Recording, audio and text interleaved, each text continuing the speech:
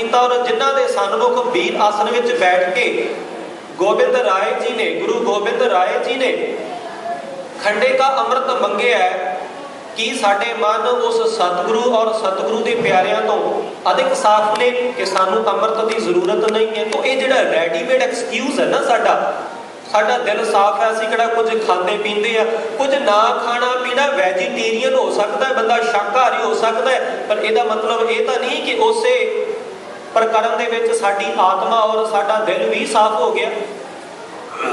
साफ भोजन खाना साडे शरीर की जरूरत है। पौष्टिक भोजन खाना, शाकाहारी भोजन खाना, वैजीटेरियन होना वखरी गल है और दिल का साफ भांडा होना वखरी गल है। इतिहास की जानकारी वास्ते दे देवां, अडोल्फ हिटलर 60 लाख यहूदियों का कातल, गैस चैंबरां दे विच उन्हां नूं फसा फसा के मारन वाला वैजीटेरियन सी, पर उसका मन साफ हो गया। शुद्ध शाकाहारी सी, मन साफ हो गया। जेड़े अपने भोजन दे विच प्याज ते लसन तक नहीं वरतते, हिंदुस्तान की धरती ते उन्होंने 1984 का वरतारा वरताया, दिल साफ हो गया। दिल्ली दियां, बोकारो दियां, कानपुर दियां सड़कों के उपर इज्जत रोली है, दिल साफ हो गया। क्योंकि वैजीटेरियन ने कुछ नहीं खाते पीते, लसन तक नहीं खाते। वो लोग दरबार साहब आके कहते हैं कि इत्थों के लंगर दे विच लसन नहीं होना चाहिए, ये तामसी भोजन है। उन्होंने दिल साफ हो गए। वैजीटेरियन होना वखरी गल है, दिल का साफ होना, भांडा भाओ बनाना वखरी गल है। पर जे तुसी ये कहने हो, जे तुसी ये दावा करते हो कि साडा दिल साफ है, फिर तो मैं जरूर हाथ जोड़ के विशेष बेनती करूंगा कि साफ दिल वालियां वास्ते ही अमृत है। बाणी दे बोल हैं, जपजी साहिब दे विच रोजाना तुसी पढ़ते हो, सतगुरु कहते भांडा भाओ अमृत तित ढाल। अमृत तो ढालिया उस भांडे विच जाना जिहड़ा भांडा भाओ है, जिहड़ा प्रेम का भांडा है, जिहड़ा भांडा मन शरीर आत्मा साफ हो गई। साफ दिल वालियां वास्ते ही अमृत है। असी बहाना की बनाने हैं, कबीलदारी जिंदगी, इस करके असी रहत नूं अपना नहीं सकते, प्रैक्टिस नहीं कर सकते। पर सतगुरु साहिबान ने ये जीवन, ये अमृत, ये बाणी, ये गुरमुखताई दिती ही कबीलदारियां नूं है, दिती ही कबीलदारियां नूं है। इस करके इन्हां विचारां दे उपर असीं जरूर केंद्रित होइए कि जे सतगुरु सच्चे पातशाह गुरु रुतबे ते बैठ के जे उन्हां दे सन्मुख सीस भेटा करन वाले भी अमृत बिलाखी ने, तो फिर सानू ये तो कम से कम बहाना ते एक्सक्यूज छड्ड देना चाहिए कि दिल साफ है। जिन्हां दा दिल साफ है, मैं बेनती करा जरूर अमृत छको, ताकि मनुखता नूं इन्हां देशां नूं पता लग सके कि जिन्हां दा दिल साफ है, जिन्हां ने अमृत छके ने, उन्हां दे अंदर निमरता हुंदी है, उन्हां दे अंदर निर्मलता हुंदी है। एक कृपाणधारी, एक अमृतधारी साफ दिल वाले, साफ आचरण वाले, पॉजिटिव करैक्टर वाले हुंदे ने। ये जरूरत है दसन दी इन्हां लोकां नूं। खंडे की पाहुल साडा एक कौमी विधान है, लाजमी है। साडी रहत ने दसिया, साडे सतगुरां ने कुर्बानियां करके सानू ये बख्शिश दिती है। असीं अपने वड्डे भाग समझिए जे सानू खंडे की पाहुल प्राप्त हो जाए।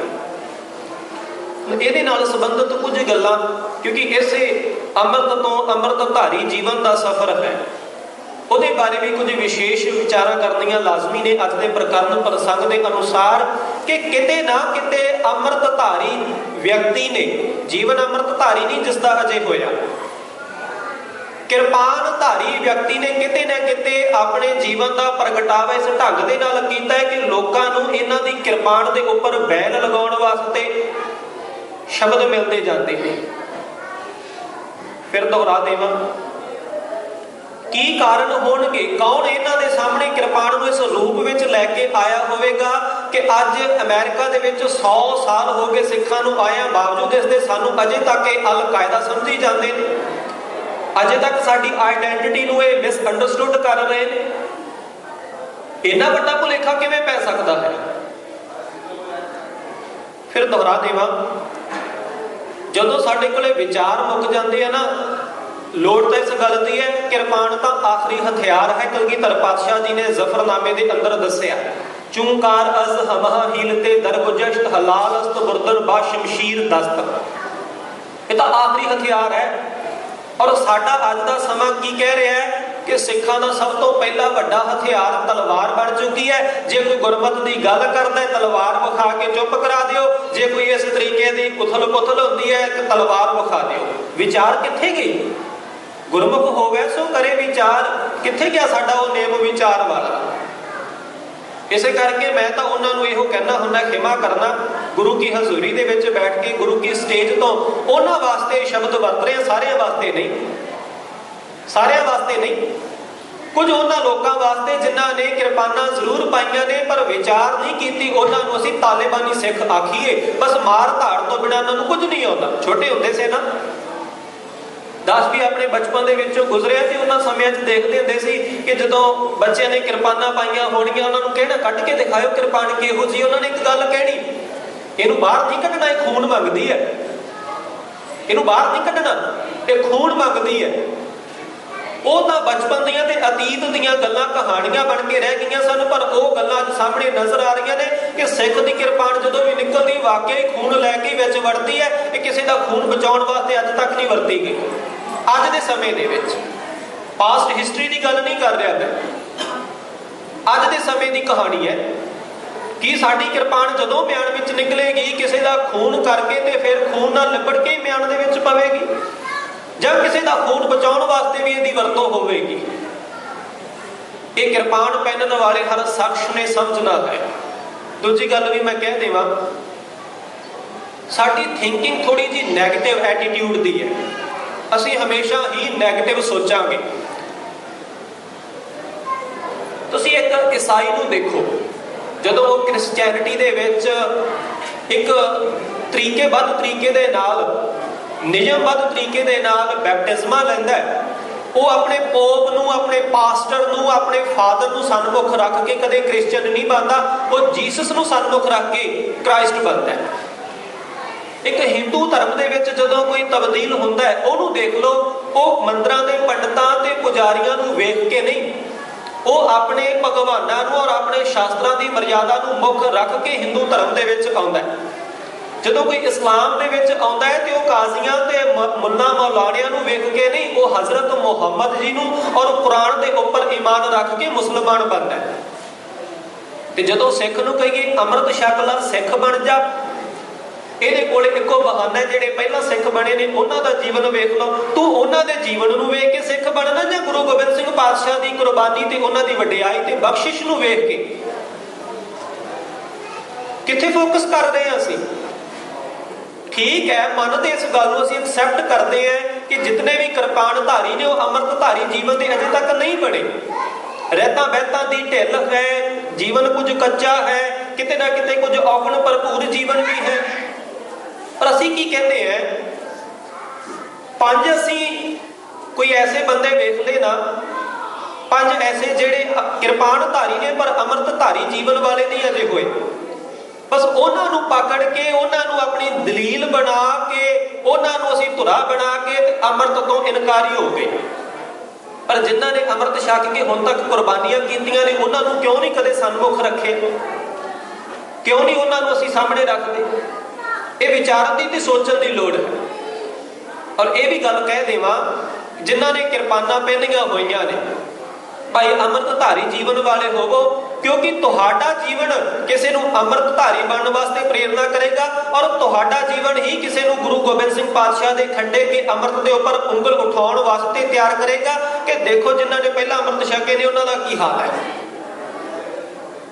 ਸਾਡੇ ਜੀਵਨ ਨੇ ਕਿਸੇ ਦੀ ਉਂਗਲ ਉਠਾਉਣੀ ਹੈ ਔਰ ਸਾਡੇ ਹੀ ਜੀਵਨ ਨੇ ਕਿਸੇ ਨੂੰ ਗੁਰੂ ਕੇ ਚਰਨਾਂ ਦੇ ਨਾਲ, ਗੁਰੂ ਕੇ ਚਰਨਾਂ ਦੇ ਵਿੱਚ ਜੋੜ ਦੇਣਾ ਹੈ। ਸਾਡੇ ਜੀਵਨ ਨੇ, ਅਸੀਂ ਕਿਹੋ ਜਿਹੇ ਜੀਵਨ ਦੇ ਵਿੱਚ ਵਿਚਰ ਰਹੇ ਹਾਂ। ਇਸ ਕਰਕੇ ਜਿਨ੍ਹਾਂ ਨੂੰ ਭੁਲੇਖਾ ਕਿ ਖੰਡੇ ਕੀ ਪਾਹੁਲ ਸਾਡੇ ਵਾਸਤੇ ਨਹੀਂ ਹੈ, ਸ਼ਾਇਦ ਇੱਕ ਬੰਧਨ ਹੈ, ਬੰਧਨ ਨਹੀਂ ਹੈ। ਅੰਮ੍ਰਿਤ ਛਕਣਾ, ਅੰਮ੍ਰਿਤ ਦੀ ਰਹਿਤ ਰੱਖਣੀ, ਇਹ ਬੰਧਨ ਨਹੀਂ ਹੈ। ਫਰੀडम ਵਾਸਤੇ ਵੀ ਕੁਝ ਕਾਇਦਾ ਕਾਨੂੰਨ ਹੁੰਦਾ ਹੈ। ਜੇ ਤੁਸੀਂ ਟੋਟਲ ਫਰੀडम ਦੇ ਵਿੱਚ ਰਹਿਣਾ ਨਾ, ਉਹਦਾ ਵੀ ਇੱਕ ਕਾਇਦਾ ਕਾਨੂੰਨ ਹੈ। ਅਮਰੀਕਾ ਦੀਆਂ ਸੜਕਾਂ ਦੇ ਉੱਪਰ ਤੁਸੀਂ ਰਾਈਟ ਹੈਂਡ ਹੀ ਡਰਾਈਵ ਕਰ ਸਕਦੇ ਹੋ। ਜੇ ਤੁਸੀਂ ਕਹੋ ਕਿ ਫਰੀडम ਚਾਹੀਦਾ ਲੈਫਟ ਹੈਂਡ ਡਰਾਈਵ ਕਰ ਲਵਾਂ, ਇਟਸ ਨਾਟ ਪੋਸੀਬਲ। ਤੁਸੀਂ ਕੀ ਕਹੋਗੇ, ਅਮਰੀਕਾ ਦੇ ਵਿੱਚ ਸਾਨੂੰ ਫਰੀडम ਨਹੀਂ ਹੈ, ਮਨਮਰਜ਼ੀ ਦੇ ਨਾਲ ਗੱਡੀ ਚਲਾਉਣੀ ਚਾਹੀਦੀ ਹੈ ਨਾ, ਜਿੱਧਰ ਜੀ ਕੀਤਾ ਉਧਰ ਹੀ ਚਲਾਈਏ। ਫਰੀडम ਦਾ ਮਤਲਬ ਤਾਂ ਇਹੋ ਹੈ ਨਾ। ਫਿਰ ਨਹੀਂ, ਫਰੀडम ਨੂੰ ਵੀ ਪ੍ਰਾਪਤ ਕਰਨ ਵਾਸਤੇ, ਆਜ਼ਾਦੀ ਦਾ ਨਿੱਘ ਮਾਣਨ ਵਾਸਤੇ ਵੀ ਸਾਨੂੰ ਕੁਝ ਕਾਇਦੇ ਕਾਨੂੰਨ ਦੀਆਂ ਬੰਦਿਸ਼ਾਂ ਦੇ ਵਿੱਚ ਰਹਿਣਾ ਪੈਂਦਾ ਹੈ, ਕੁਝ ਕਾਇਦੇ ਕਾਨੂੰਨ ਦੀਆਂ ਬੰਦਿਸ਼ਾਂ। ਇਸ ਕਰਕੇ ਅੰਮ੍ਰਿਤ ਇੱਕ ਕੋਡ ਆਫ ਕੰਡਕਟ, ਇੱਕ ਡਿਸਪਲਿਨ ਹੈ। ਪਰ ਬਾਣੀ ਦੇ ਵਿੱਚ ਭਗਤ ਕਬੀਰ ਜੀ ਦੀ ਰਚਨਾ ਤੋਂ ਪਾਵਨ ਅੰਗ 323 ਦੇ ਉੱਪਰ ਇੱਕ ਵਚਨ ਸਾਂਝਾ ਕਰ ਦੇਵਾਂ। ਭਗਤ ਕਬੀਰ ਜੀ ਕਹਿੰਦੇ, ਹੇ ਰੱਬ ਜੀ, ਸੱਚੇ ਪਾਤਸ਼ਾਹ, ਅਕਾਲ ਪੁਰਖ ਪਰਮੇਸ਼ਵਰ ਜੀਓ, ਤੂੰ ਮੇਰਾ ਪਿੰਜਰਾ ਹੈ ਤੇ ਮੈਂ ਉਸ ਪਿੰਜਰੇ ਦਾ ਤੋਤਾ। ਜੇ ਮੈਂ ਉਸ ਪਿੰਜਰੇ ਦੇ ਵਿੱਚ ਰਹਿੰਦਾ ਤੇ ਮਹਿਫੂਜ਼ ਹਾਂ, ਕਿਉਂਕਿ ਬਾਹਰ ਬਿੱਲੀ ਹੈ। ਜੇ ਪਿੰਜਰਾ ਅਸੀਂ ਵੇਖਾਂਗੇ ਤੇ ਕੈਦ ਮੰਨਦੇ ਆ, ਤੋਤੇ ਵਾਸਤੇ ਕੈਦ ਮੰਨਦੇ ਆ। ਪਰ ਤੋਤਾ ਕੀ ਕਬੂਲ ਕਰ ਰਿਹਾ ਹੈ, ਤੂੰ ਪਿੰਜਰ ਹੋ ਸੁਵਟਾ ਤੋਰ, ਜਮ ਮਜਾਰ ਕਹਾ ਕਰੈ ਮੋਰ। हे ਮੇਰੇ ਰੱਬ ਜੀ, ਤੁਸੀਂ ਮੇਰੇ ਵਾਸਤੇ ਪਿੰਜਰਾ ਕੇਜ ਹੋ ਤੇ ਮੈਂ ਉਸ ਪਿੰਜਰੇ ਦਾ ਤੋਤਾ ਹਾਂ। ਜੇ ਉਸ ਪਿੰਜਰੇ ਵਿੱਚ ਰਹਿੰਦਾ ਤੇ ਬਚਿਆ ਰਹਿੰਦਾ, ਨਹੀਂ ਤਾਂ ਬਾਹਰ ਮੌਤ ਰੂਪ ਬਿੱਲੀ ਹੈ, ਖਾ ਜਾਏਗੀ। ਅਸੀਂ ਅੰਮ੍ਰਿਤ ਨੇ ਸਾਡੇ ਬੋਝ ਨੂੰ ਹਲਕਾ ਕਰਨਾ ਸੀ, ਨਿਤਨੇਮ ਸਾਡੇ ਬੋਝ ਨੂੰ ਹਲਕਾ ਕਰਨਾ ਸੀ। ਪਰ ਅਸੀਂ ਨਿਤਨੇਮ ਨੂੰ, ਅਸੀਂ ਅੰਮ੍ਰਿਤ ਵੇਲੇ ਨੂੰ, ਅਸੀਂ ਅੰਮ੍ਰਿਤ ਨੂੰ ਆਪਣੇ ਆਪ ਦੇ ਵਿੱਚ ਆਪਣੀ ਮਨਮਤ ਕਰਕੇ ਬੋਝ ਬਣਾ ਰਹੇ ਹਾਂ। ਇਸ ਬਾਣੀ ਨੇ, ਇਸ ਬਾਣੇ ਨੇ ਬੋਝ ਹਲਕਾ ਕਰਨਾ ਸੀ, ਸਾਨੂੰ ਸਟ੍ਰੈਸ ਫ੍ਰੀ ਕਰਨਾ ਸੀ। ਪਰ ਅਸੀਂ ਤਾਂ ਇਹਨਾਂ ਚੀਜ਼ਾਂ ਨੂੰ ਲੈ ਕੇ ਸਟ੍ਰੈਸਫੁਲ ਹੁੰਦੇ ਜਾ ਰਹੇ ਹਾਂ। ਕਿਤੇ ਨਾ ਕਿਤੇ ਸਾਡੇ ਜੀਵਨ ਚੱਕਰ ਦੇ ਵਿੱਚ ਉਹ ਕਮੀਆਂ ਕਮਜ਼ੋਰੀਆਂ ਆਈਆਂ ਨੇ, ਜਿਸ ਕਰਕੇ ਅੰਮ੍ਰਿਤਧਾਰੀ ਜੀਵਨ ਵੀ ਅੱਜ ਸਟ੍ਰੈਸਫੁਲ ਹੋਇਆ ਪਿਆ ਹੈ। ਗੁਰੂ ਅਰਜਨ ਸਾਹਿਬ ਸੱਚੇ ਪਾਤਸ਼ਾਹ ਨੇ ਪਵਿੱਤਰ ਬਾਣੀ 'ਚ ਬਚਨ ਆਖੇ ਨੇ। ਸਤਿਗੁਰੂ ਕਹਿੰਦੇ, ਹਮਾਰੀ ਪਿਆਰੀ ਅੰਮ੍ਰਿਤਧਾਰੀ। ਸਾਡੇ ਦਿਲ ਨੂੰ ਫੱਬਦੀ ਹੈ, ਬਹੁਤ ਪਿਆਰੀ ਲੱਗਦੀ ਹੈ ਇਹ ਅੰਮ੍ਰਿਤਧਾਰੀ ਬਾਣੀ, ਬਹੁਤ ਪਿਆਰੀ ਲੱਗਦੀ ਹੈ। ਦਾਸ ਨੇ ਪਰਸੋਂ ਚੌਥੇ ਰੋਜ਼ ਵੀ ਸ਼ਾਮ ਦੇ ਦੀਵਾਨ ਦੇ ਵਿੱਚ ਬੇਨਤੀ ਕੀਤੀ ਸੀ, ਕਿੰਨੇ ਮਾਣ ਦੇ ਨਾਲ ਕਹਿੰਦੇ ਹੈ, ਨਾਸਾ ਦੇ ਵਿੱਚ ਸ਼੍ਰੀ ਗੁਰੂ ਗ੍ਰੰਥ ਸਾਹਿਬ ਜੀ ਦੇ ਇੰਗਲਿਸ਼ ਟ੍ਰਾਂਸਲੇਸ਼ਨ ਜਿਹੜੇ ਨੇ ਉਹ ਪਹੁੰਚ ਚੁੱਕੇ ਨੇ, ਸਾਡੇ ਘਰਾਂ ਤੱਕ ਗੁੱਟ ਕੇ ਪਹੁੰਚੇ। ਸਾਨੂੰ ਹਮਾਰੀ ਪਿਆਰੀ ਅੰਮ੍ਰਿਤਧਾਰੀ ਬਾਣੀ ਸਾਨੂੰ ਅਜੇ ਮਿੱਠੀ ਤੇ ਪਿਆਰੀ ਲੱਗਣ ਲੱਗੀ। ਜ਼ਰੂਰ ਵਿਚਾਰ ਕੇ ਜਾਇਆ ਜੀ। ਗੁਰ ਨਿਮਖ ਨਾ ਮਨ ਤੇ ਟਾਰੀ ਨੇ, ਗੁਰੂ ਨੇ ਇਸ ਬਾਣੀ ਨੂੰ ਕਦੇ ਮੇਰੇ ਹਿਰਦੇ ਤੋਂ ਦੂਰ ਨਹੀਂ ਹੋਣ ਦਿੱਤਾ ਆਪਣੀ ਕਿਰਪਾ ਦੇ ਨਾਲ। ਤੇ ਸਾਡਾ ਅੱਜ ਦਾ ਸਮਾਂ, ਅਸੀਂ ਬਾਣੀ ਦੇ ਨੇੜੇ ਹੀ ਨਹੀਂ ਆਉਂਦੇ। ਕਿਤੇ ਸਾਡੀਆਂ ਆਪਣੇ ਮਨ ਦੀਆਂ ਕਮੀਆਂ ਕਮਜ਼ੋਰੀਆਂ ਨੇ, ਔਰ ਕਿਤੇ ਨਾ ਕਿਤੇ ਡੇਰਾਵਾਦ ਤੇ ਬਾਬਾਵਾਦ ਨੇ ਸਾਨੂੰ ਐਸਾ ਡਰਾਇਆ ਹੋਇਆ, ਐਸਾ ਭਰਮਾਂ ਦੇ ਵਿੱਚ ਪਾਇਆ ਹੋਇਆ ਕਿ ਨਾ ਤੁਸੀਂ ਬਾਣੀ ਪੜ੍ਹਨ ਦੇ ਅਧਿਕਾਰੀ ਨਹੀਂ ਹੋ। ਇਹ ਤਾਂ ਉਹੀ ਸਮਾਂ ਆ ਗਿਆ ਜਦੋਂ ਪੁਜਾਰੀ ਸ਼੍ਰੇਣੀ ਕਹਿੰਦੀ ਸੀ, ਤੁਸੀਂ ਧਰਮ ਗ੍ਰੰਥ ਨਹੀਂ ਪੜ੍ਹ ਸਕਦੇ, ਨਹੀਂ ਸੁਣ ਸਕਦੇ, ਪਾਪ ਲੱਗੇਗਾ, ਅਵੱਗਿਆ ਹੋਵੇਗੀ। ਅੱਜ ਵੀ ਤਾਂ ਉਹ ਗੱਲ ਹੈ, ਉਹ ਗੱਲ ਚੱਲ ਰਹੀ ਹੈ, ਤਰੀਕਾ ਹੋਰ ਵਰਤ ਲਿਆ। ਉਹੀ ਤਾਂ ਕੁਝ ਵਾਪਰ ਰਿਹਾ। ਤੁਸੀਂ ਬਾਣੀ ਨਹੀਂ ਪੜ੍ਹ ਸਕਦੇ, ਪਾਪ ਲੱਗੇਗਾ। ਮੈਂ ਬੇਨਤੀ ਕਰ ਰਿਹਾ ਹੈ ਕਿ ਸਾਡਾ ਇੱਕ ਅੰਮ੍ਰਿਤ ਗੁਰਬਾਣੀ ਹੈ, ਇੱਕ ਸਾਡਾ ਅੰਮ੍ਰਿਤ ਜੀਵਨ ਹੈ, ਔਰ ਇੱਕ ਸਾਨੂੰ ਅੰਮ੍ਰਿਤ ਦੀ ਦਾਤ ਕਲਗੀਧਰ ਪਾਤਸ਼ਾਹ ਨੇ ਬਖਸ਼ਿਸ਼ ਕੀਤੀ ਹੈ, ਜਿਹਦੇ ਵਿੱਚ ਅਸੀਂ ਰਹਿਤਾਂ ਦੇ ਧਾਰਨੀ ਹੋਣਾ, 4 ਬੱਜਰ ਕੁਰੈਤਾਂ ਤੋਂ ਬਚਣਾ ਹੈ। ਕੇਸਾਂ ਦੀ ਬੇਅਦਬੀ ਪਹਿਲੀ ਵੱਡੀ ਬੱਜਰ ਕੁਰੈਤ ਹੈ, ਪਰ ਸੰਗ, ਨਸ਼ੇ ਦਾ ਵਰਤਣਾ ਔਰ ਮਾਸ ਦਾ ਵਰਤਣਾ, 4 ਬੱਜਰ ਕੁਰੈਤਾਂ ਨੇ। ਔਰ ਅਸੀਂ 5 ਕਕਾਰਾਂ ਦੇ ਧਾਰਨੀ ਹੋਣਾ। ਇੱਕ ਕਕਾਰ ਜਿਹੜਾ ਅਕਾਲ ਪੁਰਖ ਪਰਮੇਸ਼ਵਰ ਵੱਲੋਂ ਸਾਨੂੰ ਸਾਡੇ ਜੀਵਨ ਦੇ ਨਾਲ ਹੀ ਮਿਲਿਆ, ਕੇਸ਼। ਇਹ ਸਿਰਫ ਸਿੱਖ ਵਾਸਤੇ ਲਾਜ਼ਮੀ ਨਹੀਂ, ਇਹ ਹਰ ਮਨੁੱਖੀ ਜੀਵਨ ਵਾਸਤੇ ਲਾਜ਼ਮੀ ਨਹੀਂ, ਕਿਉਂਕਿ ਇਹ ਕਰਤਾ ਪੁਰਖ ਦੀ ਕ੍ਰੀਏਸ਼ਨ ਹੈ। ਇਹ ਹਰ ਮਨੁੱਖ ਵਾਸਤੇ ਕੇਸ ਲਾਜ਼ਮੀ ਨੇ। ਅਸੀਂ ਪੁਰਾਤਨ ਜਿੰਨੇ ਮਰਜ਼ੀ ਤੁਸੀਂ ਹਿੰਦੁਸਤਾਨ ਦੇ ਸੀਰੀਅਲਸ ਦੇਖ ਲਵੋ, ਹਿੰਦੂ ਧਰਮ ਨਾਲ ਸੰਬੰਧਿਤ ਰਿਸ਼ੀਆਂ ਮੁਨੀਆਂ ਦੇ, ਸਾਰਿਆਂ ਨੂੰ ਕੇਸਾਧਾਰੀ ਦਿਖਾਇਆ ਗਿਆ। ਜੀਸਸ ਕ੍ਰਾਈਸਟ ਦੀਆਂ ਪੁਰਾਣੀਆਂ ਪਿਕਚਰਸ ਤੁਸੀਂ ਦੇਖ ਲਓ, ਪੋਰਟਰੇਟ ਦੇਖ ਲਓ, ਉਹਦੇ ਵਿੱਚ ਕੇਸਾਧਾਰੀ ਹੈ। ਹਜ਼ਰਤ ਮੁਹੰਮਦ ਜੀ ਕੇਸਾਧਾਰੀ ਸਨ। ਉਹਨਾਂ ਦਾ ਇੱਕ ਵਾਲ ਅੱਜ ਤੱਕ ਸੰਭਾਲ ਕੇ ਰੱਖਿਆ ਹੋਇਆ। ਜੰਮੂ ਕਸ਼ਮੀਰ ਦੀ ਧਰਤੀ ਤੇ ਇੱਕ ਹਜ਼ਰਤ ਬਾਲ ਮਸਜਿਦ ਹੈ, ਉਹਨਾਂ ਦੇ ਬਾਲ, ਉਹਨਾਂ ਦੇ ਸਿਰ ਤੇ ਕੇਸ ਦੇ ਨਾਲ ਸੰਬੰਧਿਤ ਮਸਜਿਦ ਦਾ ਨਾਮ ਹੈ। ਸਾਨੂੰ ਤਾਂ ਕਲਗੀਧਰ ਪਾਤਸ਼ਾਹ ਨੇ ਕੇਸਾਂ ਦਾ ਗੜ੍ਹ ਦਿੱਤਾ। ਤਾਂ ਇਹ ਕੇਸ਼ ਹਰ ਮਨੁੱਖ ਵਾਸਤੇ ਲਾਜ਼ਮੀ ਨੇ। और सिख वास्ते सतगुरु जी ने यह रहत बना दी, एक मर्यादा बना दी। मर्यादा नूं किसी भी हाल दे विच ना तोड़िया जा सकता है, ना छड्डिया जा सकता है। ये मर्यादा वो है जिहड़ी चमकौर की जंग दे विच भी निभाई गई है, सरहद दीआं दीवारां दे विच भी खड़ के निभाई गई है। केश सारे धर्म ग्रंथां दे विच इन्हां दे बारे विचार मिलते हैं। भाई कान सिंह जी नाभा ने महान कोश एनसाइक्लोपीडिया ऑफ सिख लिटरेचर दे विच दस्सिया कि इस्लाम दे विच भी केसां दी महत्ता है, ईसाईयत विच भी केसां दी महत्ता है। और इस्लाम दे विच जदों केसां दी महत्ता दा जिक्र मिलदा है, दास ने कुछ वरे पहला केसां नाल संबंधित एक SGPC दा पब्लिश किया हुआ किताबजा पढ़िया सी,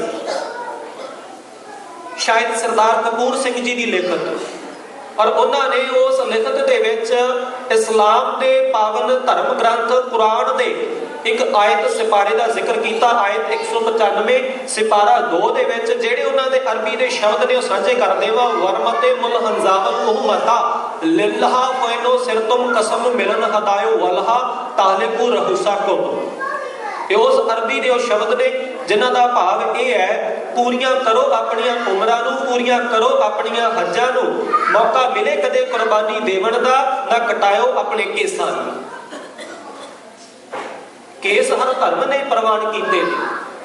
असीं अज मॉडरेट के नाम के उपर, मॉडर्नाइजेशन के नाम के उपर, अगाह वधू होने के नाम के उपर धड़ाधड़ केसां की बेअदबी कर रहे हैं। केश पहला ककार लाजमी है साड़ी पहचान के वास्ते। दूसरा है कंघा जो इन्हों की साफ सफाई रखता है। हुण केस रखे ने तो जटावां नहीं बनाउणियां, इन्हों साफ रखना है, इस वास्ते लक्कड़ का कंघा बख्शिश होया। कड़ा जो सानू इस गल की चेतावनी दिंदा है कि जिस हथ दे विच कड़ा है उन्हें कोई वहम भरम नहीं करना गा। पर साडे कड़े दे नाल मौली लाल रंग का धागा खंघणी वो ज्यादा प्रधान होंदा जा रहा है, वो ज्यादा प्रधान होता जा रहा है। तो कड़ा महाराज ने क्यों बख्शिश किया है? ध्यान दे विच सुरत दे विच रखना है। किरपान, किरपान साडी रॉयल्टी दी, साडी डिगनिटी दी, साडे फ्रीडम दी सानू ध्यान दिवाउंदा है, सुचेत करता है कि सानू किरपान दिती गई है। किरपा आन इहदे विच अपनी और दूसरियां दी राखी वास्ते किरपानधारी ने कदे ऑफेंडर नहीं होना, हमेशा डिफेंस वास्ते डिफेंडर बन के किरपान की वरतों करनी है। ये महाराज ने सानू नाल नाल बाणी दे राही दस्सिया इहदी वरतों किवें करनी है, अपने इतिहास के राही दस्सिया इहदी वरतों कित्थे ते किवें करनी है। ये साडी उच्चता दा, साडी आज़ादी दा, साडी रॉयल्टी दा, साडी डिगनिटी दा प्रतीक ने। कछहरा पंजवां ककार ये साडे आत्म संजम जीवन का लखायक है कि सिख का करैक्टर बहुत उच्चा सुच्चा होना चाहिए। कितना उच्चा सुच्चा? गुरु नानक पातशाह वांग उन्होंने सन्मुख जे कोई वेशवा भी आके नाच करती है तो उन्होंने भी सतगुरु कहते हैं जाओ धीओ जाके रब का नाम लो, गाछो पुत्री राज कुआर नाम भनो सच दोत सवार। कितना करैक्टर उच्चा होना चाहिए? परतरे रूप ना पेखै नेत्र। कितना करैक्टर उच्चा होना चाहिए? देख पराइयां चंगियां मावां भैणां धीयां जाने। कितना करैक्टर उच्चा होना चाहिए? जिन्ना लॉर्ड गफ कहता है कि मेरे मरण तो बाद मेरे परिवार की जे कोई सुरक्षा कर सकता है तो ये मेरे विरोधी, मेरे दुश्मन मैदान दे विच मेरे नाल लड़न वाले सिख ही मेरी परिवार की सुरक्षा कर सकते हैं। जो दुश्मन साडे करैक्टर की तारीफ करता है ना, काजी नूर मुहम्मद जो कहता है सगा राह मगो सग के हस्तंद शेर, इन्हों कुत्ते ना आखो, ये बड़े जीवन के उच्चे सुच्चे ने। जो दुश्मन साडे करैक्टर की तारीफ करता है कि असी अपनी जुबान के नाल अपने उस करैक्टर की अज तारीफ कर सकते हैं जिहड़ा करैक्टर दुश्मन ने भी सलाया। खेमा करना किसी को मैं पॉइंट आउट नहीं करता, एक स्पैसिफिक परसन की गल नहीं करता, पर व्यापक पद्धर के उपर अज साडा आचरण और करैक्टर कित्थे खड़ा है। ये सानू अमृत ने, साडे जीवन ने सानू उपदेश देने ने। इस करके ये असी अमृत गुरबाणी, अमृतधारी जीवन और सतगुरु सच्चे पातशाह की खड्डे की पहल इन्हों धारण करना है, जीवन दे विच कमाउणा है। फिर मैं बेनती कर देवां, पवित्र गुरबाणी नूं अमृत आख्या गया, और ये भी महाराज ने दस दिता, नानक अमृत एक है। पर असीं अमृत च किन्नियां वंडियां पाईयां अज दी दिहाड़ी दे अंदर, किन्नियां वंडियां पाईयां होईयां ने। ये टकसाल दा अमृत, ये SGPC दा अमृत, ये मिशनरियां दा अमृत, ये संत संप्रदावां दा अमृत, ये निहंग सिंघां दा अमृत, ये अखंड कीर्तनी जथे दा अमृत, ये फलाणे स्थान दा अमृत। नानक अमृत एक है, दूजा अमृत ना है कित्थे गया? गुरु गोबिंद सिंह पातशाह जी दा अमृत कित्थे गया? अमृत ने सानू एक करना सी, साडी कौम नू एक करना, साडी रहत नू एक करना। असीं अपनी मनमत दे नाल अमृत दे विच वंडियां पा दित्तियां। पंज प्यारिਆਂ ਦੀ साजना होई, भावें कि ये विसाखी दे नाल संबंधित तत्त ने, पर अमृत दे नाल पंजां प्यारिਆਂ दे नाल संबंधित ने। इस करके मैं तुझ मात्र विचार जरूर कर देवां। पंजां प्यारिਆਂ ਦੀ चोण होई और महाराज ने एक प्राइवेसी रखी है। असीं आप मानते इतिहास दे विच पढ़ते हैं कि महाराज ने एक तंबू लगाया। हुण महाराज ने लगाए हुए तंबू के परदियां नूं चुक के ये दसना कि उत्थे बकरे वड्डे गए या सीस धड़ तो जुदा किए गए, खिमा करना, ये गुरु साहब दे लगाए तंबू के परदे चुक के असीं कपुत्तरां वाला कर्म कर रहे हैं। वो कपुत्तर ही होवेगा जिहड़ा अपने बाप का लगाया परदा चुक के वेखदा है, वो कपुत्तर होवेगा। ਜਿਹੜਾ भी ये कहता कि नहीं उत्थे महाराज ने बकरे वड्डे, वो भी गलत। ਜਿਹੜਾ कहता नहीं बकरे नहीं सीस वड्डे, वो भी गलत। असीं इस गल ते छड्ड दईए कि सतगुरु सच्चे पातशाह ने उस थां दे उपर तंबू लगाया, पर्दा कीता, प्राइवेसी रखी। ते सानू इन्नी गल दा महाराज ने दस दिता कि तंबू दे विचों जदों बाहर सिंह आए ने ते वो पंजां प्यारिਆਂ दे रूप विच सी।